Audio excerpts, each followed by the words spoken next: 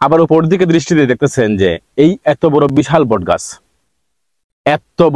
বটগাছ, আর এই বটগাছের ফলটা গাছের তুলনায় খুবই ছোট।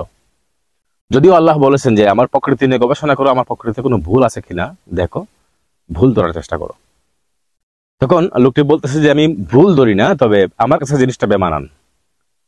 হে আল্লাহ, তুমি সৃষ্টি করলে এত চিকন ডাটার মধ্যে তুমি বড় বড় ফল দিলে তরমুজ, আর এত বড় বৃক্ষের মধ্যে তুমি এত ছোট ফল দিলে। আমি তোমার ভুল ধরি না, কিন্তু আমার কাছে বেমানান লাগতেছে।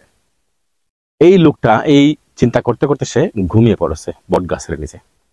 হঠাৎ করে বাতাস আসাতে একটি অর্ধ পাকা বটের ফল এই লোকটির নাকের ডগায় এসে পড়লো। তো লোকটির ঘুম ভেঙে যাওয়ার পর সে দেখতে পেল যে বট গাছের ফল তার নাকে পড়েছে। তখন সে চিন্তা করলো, আমি যে অবস্থায় ঘুমিয়েছিলাম এই অবস্থায় যদি বটের ফল হতো তরমুজের মতো, আর যেই